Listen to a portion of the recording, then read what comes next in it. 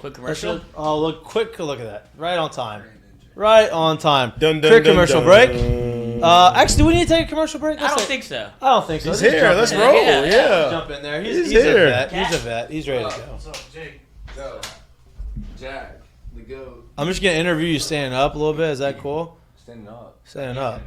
I'm Oh. standing up. Yeah. You stand up. No, you have to stand up the whole interview. No, yeah, then you'd block the camera. No, I'm just joking. Yeah, then you block the camera. Okay, you can like rearrange that if you want since you're tall. Look, see the little knob? Yeah. Twisted it. Yeah. No. No. Yeah, that's the one. Lefty. Lucy. There you Righty. go. Tidy. Goosey. What? Huh? Oh. Whoa. Huh? Righty rats. And then push. Wait, hold on. Pull. Slide. Drop. Hit them post on stop. All we good? right. Walk a man. What? Are we done? Yep. Okay. 45 today. Sorry, it's in my Yeah, head. that's good. You work out? That Can you could tell? be more Can't than tell? that was I such an can tell. insult. Oh, thank you. I can Okay. tell. There you go. Yeah. There Let's you just know go. where you were going with this. Oh, natural, baby. All right, let's jump into this. The girls play at home Friday. They get a home playoff game. They get a home tournament game in the PMAC. They're a 3 seed. I would imagine that you guys probably feel a little slighted in the seeding. At this point, though, that's all water under the bridge. That's over with. At this point, it's put up or shut up. We got to go out there and we control our own destiny at this point, right? 100%. Is that the message going into the Friday? Yeah, I mean, we kind of, at the beginning of the year, broke our season down into 4 parts. You have your non-conference, you've got your conference, you've got your conference tournament, and then you've got the last one, which is the big dance. So everything we did in non-conference play could not have been better. We were undefeated, 12-0, took care of business. People can say what they want about our non-conference schedule. We didn't lose a game. Do what you're supposed to We did what we were supposed to do. Conference play did basically what we were supposed to do. Beat everyone except South Carolina. South Carolina was picked to win the league. Tennessee was picked to finish second. We finished second. Beat Tennessee in a pretty big-time game at home. So give yourself an A for non-conference, an A for conference, probably A-. We would have liked to beat South Carolina, but tough environment. They're hands down the best team in the country. We'll give them that this year. So A- probably for conference play. And then you get to the conference tournament. The goal was to win one more game than we won last year. And I think we all have a bad taste in our mouth after what happened in South Carolina a few weeks ago, giving up a 17-point lead to a team that we had already beat. And that's kind of been... Yeah, how do you recover from that? Like, how do you? I say recover. Like, how do you? Like, when you look at that game, you're like, damn, all right, we were up 17 points. Like, we should have won this game. We should have won this. Mm-hmm. You don't win it. How do you get past that and move on? So, okay, now we got bigger and better things to worry about. Well, there's the cliche that everyone hears in March is you want to be playing your best basketball in March. Like, that's the goal. You want to peak at the right time. And going into the Georgia game, there was some beef between us and Georgia just based off some stuff that had happened when we played them at home.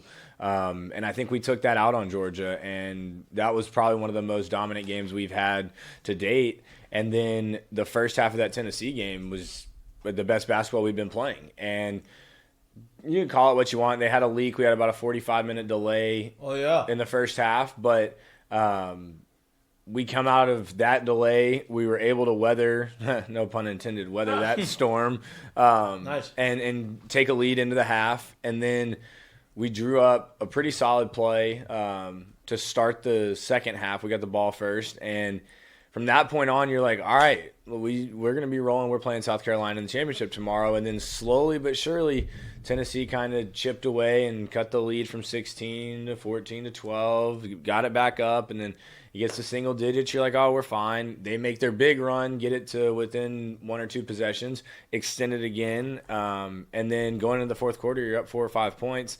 You're like, all right, we still got it. Let's regroup. And we had a couple empty possessions that were turnovers, led to easy baskets for them. And you had a controversial call. Yeah. Right now, I'm not one to say, oh, that's the reason why. There's probably 1 or 2 incidents in my sporting viewership of my life that I can say, okay, the referees completely lost the game. One of them was the Saints, right? Yeah. I can't consider that, right? That happens. Yeah. I would imagine that you would say, oh, we can't put ourselves in that position to let that call determine one way or the other, right? We wouldn't have been in that position had we had run the play that we drew up in the timeout. I'll There just you go. leave it at that. And that's the message that coach has kind of said is, guys, why did it even get to that? We drew up a play in a timeout. We ran the first half of it well, or the first part of it well, and had we have executed a little bit differently, we don't put ourselves in that position to get an offensive foul.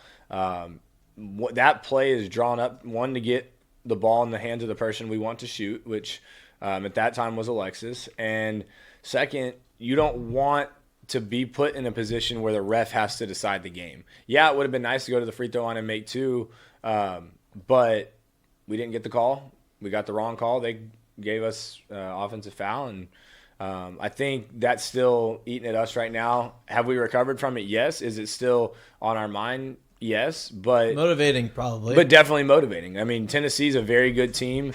Clearly, the NCAA thought that was a big win for them because they jumped from a projected 5 seed to a 4 seed, which for people who don't really pay attention to women's basketball, the difference between a 4 and a 5 on the men's side is really nothing. I mean, that's just a seed. Oh, you don't have to play the 12 seed. Well, yeah. I mean, the 5-12 upsets, but 5-12 is tough. I picked all of them in my you bracket. really? Yeah. but I think I picked 2 or 3 of them. But on the women's side, the difference between a 4 and a 5, the 4s get to host, the 5s don't. So that's huge. Tennessee now gets to play their first, if they win their first game, their first 2 games at home in front of 17,000 people in Knoxville, which is one of the tougher arenas to play in women's basketball historically. Right. Versus had we had beat them, maybe the committee doesn't think that Tennessee deserved a 4 seed, and they. Is there much of a difference between a 2 and a 3 seed? I mean, that was my next point. So not really. Yeah, right. I mean, at the end of the day, if the 2s win their first 2 games and the 3s win their first 2 games, you still got to play them. It's not like a 1 and a 4 where you're playing that's your regional. But looking at our draw versus the 2 seeds draw, not that I am thrilled about who we're playing, just because they're 2 tough teams. I mean, UNLV in the second game is 31-2, and then you got Michigan, who any Big Ten team that really lights up on the screen when you look at that. But we got to take care of business against Hawaii. But I think Princeton and NC State is a 7-10 matchup. I wouldn't want to play either of those teams. But when you get to this point, there's 68 teams, I guess, and they're all in the tournament for a reason. Right. They're all there, and you've got to beat them regardless if you want to get to where you want to go. And so there's really not a big difference between a 2 and a 3. And I think what you do in the first part of your season, which was non-conference and then conference play and then your conference tournament, it's 3 seasons. It all prepares you for that 4th season. Yeah. And so that's where we are now. We're excited about it. I think the girls, we've got girls who have been to NCAA tournaments. We have girls who have gone on runs in NCAA tournaments. And then we've got some freshmen who've never been to the big dance. So it's going to be exciting on Friday. So you say the cliche, this is the time of the year to be playing your best basketball where you want to be, which we all know. With the bad taste of, having a 17-point run kind of go against you at some point in that game, at this point of the year, how do you, or what is the coaching point of being the ones making the runs and or stopping the runs on the other end of it? A lot of it is focus. Focus, leadership, execution are probably the 3 biggest things, because you go back and not that we've lost a lot of games, but in the 2 games that we've lost, you look at the start that South Carolina had. Yeah, they're talented, but that was just lack of focus on our part. Starting from the tip, the opening tip, South Carolina tips the ball forward and they go get a wide open layup. Had we have gotten the tip and then maybe get to settle into our offense, 18,000 fans aren't jumping around. Right. They're still standing up. Yeah, I mean they're all still standing up. And the music still sounds like it's still going, and they get a layup, and then it gets going, and then they get a steal and score again. 4-0, 6-0, 8-0. Yeah, it could have started off any worse. Well, because that's what runs are at the end of the day. Like, you're not just going to go on runs off of great defense. There's easy baskets that happen. Exactly. And how do you stay away from giving up these? Right, and so that's where it really comes down to, on the offensive end, us executing, and then on the defensive end, getting back to what has made us the team we are, which is holding teams to low field goal percentages, so forcing them to miss shots, whether that's good contest, whether that's forcing them into late shot clock situations and making them take bad shots, and then rebounding. We have not been the same rebounding team that we were in January and February, and early February, middle to late February, and then into early March. We were not the rebounding team that we were early in the year, and that's one thing that we've really emphasized in practice. And then as far as extending leads, there's one thing that we chart and we're going to get back to for March Madness is kills. And that's 3 stops in a row because if you can, I think I talked about it on the last podcast. Yeah. If you can get 3 stops in a row and go score on a few of those, that's how you extend leads and separate from the other team. And then on the flip side, there's certain things that us as a coaching staff, we have to look at ourselves in the mirror too and say, what could we have done better? And maybe we could have gone to a zone against Tennessee, maybe box and 1, triangle and 2. But now it's like you don't have time to look at yourself in the mirror if you lose. Right. It's win or go home. Yeah. So with the tournament, obviously, before I get into like who you're playing, the matchups and all that stuff, that what you just said, like that would probably that's the message, right? Like that's to make a deep run and to get where you need to be, you gotta rebound better. You have to focus on the stops and I imagine make your free throws because you get to the line more than most teams do, right? Right. So like, would those be the keys? Or, like, are there anything else that you are focused on? Hey, these are the 3 or 4 things that we need to focus on. If we do these things, we can go as long as we. I know you just said that or mentioned a little bit about it, but I think early, at least in the first round, I'm just so thankful they didn't send Southeastern or Southern to us in the first round like last year. Last year they sent Jackson State to us. Crosstown, not really crosstown, but 2.5, 3 hour drive for Jackson State fans. They had a solid crowd. That was their national championship. Yeah. That doesn't go to say that Hawaii's not going to come ready to play in the first round, but it's a little bit tougher to get from Hawaii to Baton Rouge than it is from Jackson, Mississippi to Baton Rouge. So I think against Hawaii, they're the type of team that we can really focus on executing on the offensive end because you can't just roll out the ball and play in March. You've got to be able to execute.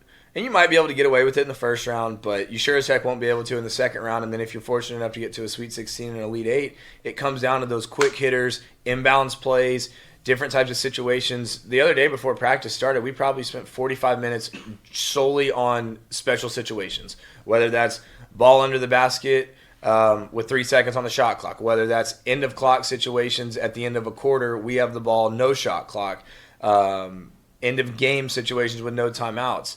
Just little situations that you could potentially be in that you maybe don't work on during the year, but during the year, it's human nature to accept a loss here and there. In March, like I said, if you lose, you go home and your season's over. So I think it all starts with focus. That's been the biggest thing for everyone, starting in the film room, starting with scouting reports, starting on the floor. In practice is focus, and that's on every little detail, and that's why we've had some long practices this past 2 weeks. I mean, it's very important for us to get on the main floor and practice and shoot on the rims. That's your home court advantage. But the NCAA took over the gym today, so we were told that we had to be off the court by 9 a.m. So it's spring break. Coach said, y'all don't have anything going on. Let's get up, get our work in. Is there a time where y'all had to get on the court? Is there like a allotted amount of time? So or is it just by 9 a.m.? This morning by 9 a.m. was the last time we could be on. So we went from 7:15, 7:30 to 9 this morning. And then starting tomorrow, I think some teams got to practice today. Starting tomorrow, you'll get your hour time slot on the court, run by the NCAA. We'll have media run by the NCAA. So that home court advantage and feel is still there, but your people aren't really the ones running it. It's not like, oh, can we have 20 more minutes on the court? Right. It's like when your time's up, you're off the court. Now, can y'all use the practice gyms or that's off? We can use the practice gyms, but that's just men's been using them. It's like. I mean, why did they have to get astray, huh? You had to get astray over just there. Just saying it's open. Pew pew pew pew. Well, they're enjoying their spring break. Well, we've got our own practice gym, There you go. and Coach would be fine with it if we needed to, but she's not a huge fan of us getting shots up in that gym when we are playing at home. Right. So, Lloyd, you got one for him? Yeah, I do. You mentioned a little bit about like obviously going into this with like a different set of schedules. Obviously, Kim Mulkey's experience in this arena, not the arena of the PMAC or whatever, but in terms of being NCAA ready and tournament ready. You saw the comments about Jay Billis where he basically forced himself to pick LSU because he's scared of Kim Mulkey. How much is she a factor when it comes into getting ready for March Madness? Do you see a difference in her demeanor when it's March? Oh my God. She has been laser focused, on edge about everything. And is that good or bad? It's great. And if you can take the coaching, if you can take the criticism, constructive criticism, and we like to call it feedback. I mean, criticism can be kind of viewed as negative, but if you take it as positive feedback and you're willing to listen to it, there's a reason she's won 3 national championships. And in the moment when she gets onto you and she's yelling or screaming or telling you, kicking a ball, not that she has done that, but I've had coaches who have, when she's coaching you and she's in full-on coach mode, it just shows you why she's been so successful. And it really, the past 3 or 4 days, you've started to see, at least from the older kids, okay, now we get it. Now we know why Kim has been so successful in March. Now we understand what it takes. And when you can get your 3 or 4 seniors to pick a junior up, and then that junior can pick a sophomore up, and then that sophomore can look at a freshman and say, hey, everybody falls in line. We're all doing it, so get your butt in line. And we've got 2 freshmen that played a lot of minutes. And one thing that Kim has said is y'all got to find your next gear. We need y'all in March. Not a freshman anymore. It's crazy when the trickle-down effect from the top just trickles down. I would imagine, too, so this is a crazy dynamic. I would imagine that someone like you, who's been around Kim for a very long time, right? Someone like Alexis Morris, who's seen her in different uniforms, played for her in different places, being able to translate, hey, like, this is her, and she's not panicking. She just understands the urgency of what the situation is, and being able to translate that down throughout the entire roster means a lot at this point, right? 100%. It's, like I said, if you can take, she always says this, listen to my message, not my tone. And that, she starts saying that in July and August. God, that's great. I might bring that home. Would we have I love that. No doubt. Hey, I might bring listen that to home. my message, not my tone. Yeah, I may not deliver it great, but you hear me. Yes. or you can deliver it really loud and you may think you're mad, but at the end of the day, comfortable. And it goes back to like growing up. The day that I stopped yelling at you, the day that I stopped coaching you, is the day that I stopped loving you. Yeah. Right. And so we love individual awards. Angel was named AP First Team All-American this year, I think in 2 different, AP and USA something or other today. Yeah. Individual awards are great. Flage and Angel were on Slam Magazine cover this week.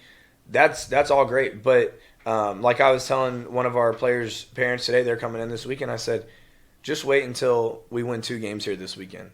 Y'all think our national publicity is big time right now? I mean, Samuel L. Jackson was the voiceover on our hype video that dropped at 4 o'clock today. Like, just wait till we get to the Sweet 16, see who's going to be on that one. So, Django Sam or like which Sam? What Sam we got? Like Snakes on a Plane, Samuel Jackson. I like that. I like Django Sam myself. Candyland. So, I think right now we're all in a very good place as a program. I think everyone's really bought in. It's gotten to a point where we've watched a ton of film on who we play and who we could potentially play. But that doesn't go without saying. We all remember what happened with Jackson State last year. We were up double digits in the first half, and then we look up in the fourth quarter and we're down 10 with about 4 minutes to play. So it can flip on you just like that. Yeah. And it's the same situation, 3 versus a 14. They call it March Madness because it's madness. I mean, anything can happen on any given night. But I think we're going to be ready come Friday. Well, and Jay Mitch mentioned something that I want to bring up. Obviously, LSU basketball, LSU Womens Basketball drops the Alexis Morris, like, basically her career story. Mm-hmm. And when you have people that have been coach hard, which it seems like obviously Kim kicked her off the team at Baylor, yep. She finds her way back to LSU. When you have people that are able to get that message, when you talk about don't listen to my tone, listen to the message, mm-hmm. Like, I feel like that's the first person that comes to mind for me, because even in the video, she points exactly at Alexis Morris, and she's like, this is why you're here. Yeah. Like, I expect something from you. When you talk about juniors and seniors stepping up, that's the first person that comes to my mind of, I've been through March with her before. Like, she's going to be the one that gets the wheels going of, like, look, it's going to be a little different. Yeah. But everybody hop aboard because we're trying to do something special, especially after getting bounced last year. Yeah, and I think one thing for Alexis, last year was kind of the first year. I mean, at Baylor, she played significant minutes, but she was a freshman. But she had a rough little patch at Rutgers and A&M where she wasn't playing as much. She was on an SEC championship team where she wasn't a big-time contributor. Last year, she was a big contributor for us. It was KP, Kayla Pointer, and Alexis Morris. Mm-hmm. And then after that, it was whoever was going to be the role player that night. This year, I think Alexis, you've seen that chip on her shoulder. And really going into Greenville last week or 2 weeks ago when we went to the SEC tournament, you could really see her game elevate. And I think a lot of that was because she was injured at this time last year. She didn't play in the SEC tournament last year. So what does she do? She goes and balls out 2 games in a row in the SEC tournament, gets named to the all-tournament team. And the level of focus that she's had the past few days, it kind of gives me chills thinking about what's going to happen Friday and Sunday this weekend. She's one of the ones. I mean, there's a lot of talented girls on the team, but she's the one that every time she has the ball, she can score. Yeah, right. Like she's the one creator. Like doesn't matter what you do, I can score off the dribble, and I think that's important to have, especially around tournament time. Right. Yeah. So we talked about these next 2 games. You have game on Friday, you win, you play on Sunday. correct? Yep. So you're playing at home in the PMAC. You start off with Hawaii 4:30 in the PMAC. What challenges does Hawaii bring to y'all, and what do you do to kind of combat that? And I know you can say, well, if we do what we need to do right, we're going to win, right? Well, that's fine. Yeah. You're the 3 seed. That's how it should be. Right. What do they do well that could pose some challenges for y'all? On the offensive end, they're definitely going to try and slow it down. They don't want to get into a track meet. Typical kind of Pac-12 basketball. They're not in the Pac-12, but West Coast basketball. They want to slow the game down. They shoot a lot of threes. Volume 3-point shooting team. Now, do they make a lot of threes? So they don't make a ton, about 4.5, 5 a game. But the scary part is when a team shoots that many threes, if they're hot, if they get hot, that can be worrisome. The other thing is dribble penetration. They've got a good, quick little point guard. They're a younger team. They start 4 sophomores and a senior. A lot of these kids were on the team last year. They actually played Baylor in the first round of the tournament last year. In Waco. I think Baylor beat them 30 or 40. But this is a new year for them. They had to win, I think, 3 games in 3 days to win their conference tournament, or else they probably wouldn't have gotten an at-large bid. They were 18-14 this year. Their point guard dribbles the ball quite a bit. And it's the type of dribbling where it could be 20 to 30 dribbles a possession. Oof. Dribble all the way in, dribble back out, get a ball screen, keep dribbling, and then at the end of the clock, they're looking to kick out to shooters. They shoot the ball. Some of their shooters shoot at a pretty high percentage. But the interesting statistic, 90% of their made threes are assisted. So it's not like they're just dribbling up, pulling up into it. It's a dribble It's drive, dribble kick. So we've got to have good help side, but also be able to help and recover and close out on shooters. Motion offense. Exactly. So that does worry us a little bit. Is there 3-point shooting, and then obviously you don't want to get into foul trouble because we've got some size advantage over them, and the last thing you need is to get some stupid foul calls for swinging and trying to block a shot. Or reaching and trying to take chances. I think that's the one, reaching, right? Because if they're a dribble kick-out team, the Angel and those girls down there, they're not going to have an opportunity to block a lot of shots, it's going to be the reaching in. Exactly. Right? So you don't want to give them any life, so to speak, by not contesting threes, getting lulled to sleep on a dribble drive, and your man, you turn and completely face the ball, and then your man slides up and knocks down a 3. Like you can't have my bads in the NCAA tournament. Right. My bad gets you beat. Yeah. And now you get through this first game, right? You're the 3 seed, and madness happens a lot. Yeah. I get that. You're supposed to get through it. You get through it. Next game on Sunday is against probably who? Michigan. Well, Michigan or UNLV. Right, so probably it'll be a 3-6 matchup with probably Michigan. Yeah. Right? What do they? We're not going to talk to you before that game on Sunday. Yeah. So what do they bring? Now I don't want to get too far ahead. I get it. I understand. Coach, but you got to be prepared. And that's how we are. In this situation, because you get such quick turnaround. Exactly. And that's how we are as a staff. Nice. And nice. You've got to tell your girls that, because when you get to March, it takes a level of focus, like I've talked about, but also a level of maturity. You've got to understand, like you said, you're the 3. You're supposed to win this first game. It's not going to be easy. I mean, Hawaii's in the tournament. They won their conference tournament. They can win games on top of games on top of games. But let's be a mature group. Understand, hey, we're supposed to win on Friday. Sunday is going to be a lot more difficult. And the team we think we're going to play in Michigan, they're going to bring it. Just like Ohio State brought it last year. Ohio State was the 6th seed last year. The difference in Ohio State and Michigan, Ohio State won their regular season conference last year. Michigan has 9 losses on the year. 3 of them to Ohio State. I think 2 to Indiana, 1 to Iowa, and then 1 or 2 others mixed in there. Very, very physical team. Very physical. They love getting shots from 18 to 10 feet. That mid-range. This is the foul trouble game, possibly. Potentially. Oh. Yeah. Potentially, but No, I'm not saying it's gonna happen, but like if there was someone to get in on you, yeah. that's their kind of game. They're not the same. They used to have a girl, I think Hillman was her name, and she was on the team that played against Baylor. I think this was 2 or 3 years ago, and they went into overtime. It was either the round of 32 or it might have been the Sweet 16. It was one of those, and Baylor beat them in overtime in a tight game. And Michigan's well coached, and the thing that worries us is their experience. They've got girls on their team who have been to the big dance before, who have made some noise in the big dance. And you look at their conference this year, Iowa's good, Indiana's good, Ohio State's back really good and healthy. Illinois is good. I think Illinois is playing Mississippi State right now in the play-in game. But Illinois and Michigan, I believe, tied for the regular season. I think they tied for 5th maybe in the league, either 5th or 6th in the league. But regardless, Michigan's good. They're physical. They've got a guard named Brown who's about 6'1". Leroy Brown? I'm not sure. Bad. But she's good. Very, very, very physical. They're going to push you around when they're on defense. They're going to try and put their head down and drive. They don't shoot a ton of threes, but they're about 6 for 18 from 3.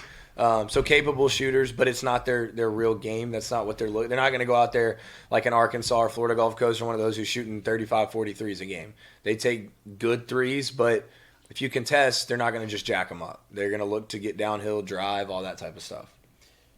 At this time of year, I think stuff like this needs to get back to the forefront because I think during the season, it's very easy for players to kind of glance over stuff like this. But composure, how huge is that to be able to get the girls to be able to stay in the moment and basically on task and worrying about the task at hand?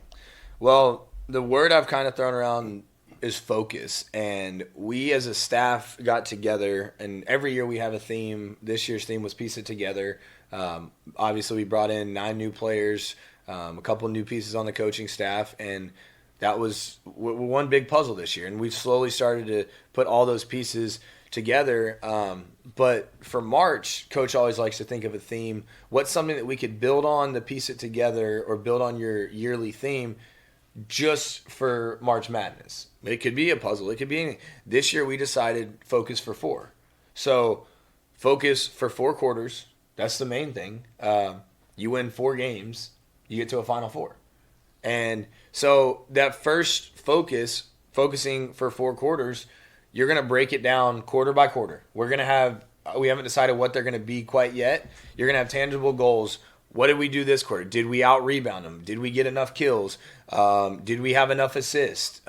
So little things like that whether we go on a 12-0 run or we go on the other team goes on a 12-0 run, we can look, be in the moment, and say, hey, we need to keep doing this or we need to do better these next 10 minutes. I think the other thing about staying poised is in March, you can't get too high when the going's going great.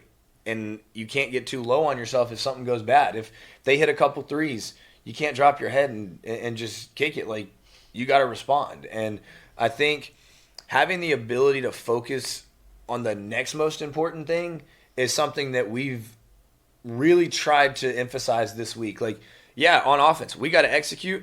If we score, great. Check that box. But the next most important thing is getting back on defense in transition, which is another thing Michigan does well. They're going to push the ball, look to run. That's why they're so good in transition is they push it and they go send 5 up the court. They're going to go all crash the boards. But it's just do not let the game be bigger than the moment, if that makes sense. Don't let the atmosphere, don't let the score on the scoreboard dictate how you're acting in that moment or how you're playing in that moment. And that goes for a coaching staff too. I think last year we get up 14 or 15 against Jackson State and we're like, all right, let's kick it, cruise control. Let's focus on the next game. Well, Jackson State wasn't thinking that way. At the same time, while we're up, there's a team on the other end with girls who some's careers could be ending, coaches who may be looking for other, like, they're still playing to win. They want to extend their season. Right. So you've got that balance. Like, while we need to focus on us, you also have to be mature enough to understand what's going through those kids' head. They're going to play till the final buzzer, whether it's a 30-point game or a 3-point game. Yeah. So I think it's all about being in the moment and not getting too high on the highs and too low on the lows. Just kind of remain steady. You hit a 3, celebrate, but get back on defense. I think a lot of that starts with energy from the bench and from the other players on the court. Like, this isn't a time to pout. This isn't woe is me time. This is, if I'm not playing, there's a reason. And if coach subs me out, I'm probably going back in, but I might have done something that caused me to come out of the game. So it's about having a very short memory, whether it's good memories or bad memories, like on to the next play. Move on. Right. Mm-hmm. So before we get into your men's bracket information, right, I want to ask a couple questions for the women's bracket. Right. If someone wants to create brackets, we already told you where it's at. Outside of LSU, because, if you don't believe that you can go and win the whole thing, then you're probably not on the same page as everybody else on the team, right? So outside of LSU, outside of the 1 seeds, whatever, who's somebody or a couple teams that maybe bracket people who are filling out brackets should look out for in the women's side? Obviously South Carolina. Right. I mean, that's kind of a given. Yeah. I think Stanford, they're an interesting team to look at. They've struggled recently, though. Offensively, teams have held them into the 40s and 50s. So as good of a coach as she is and as good of a job as they've done historically in the tournament, that could be one if they run into a high-power offense team that they could struggle to get to a Final Four. UConn, I mean, I hate to say it, but they've been to 14 straight, so – I mean, why not? Hard to kind of, it's. I mean, they could be a 1 seed or a 15, 16 seed. I mean, you still got to look at them. They've been hurt all year. They're slowly starting to get back healthy. They've got AZ Fudd back. How good's Iowa with the Caitlin Clark? Caitlin Clark. They're one of mine that I really think. And you look back at the Jimmer Fredette days. Some of those guys, when you've got such a powerful offensive threat like that, you're never counted out. And the fact that now they've gotten good enough where they're a 2 seed and they've arrived, it's scary to see them on the national stage like that.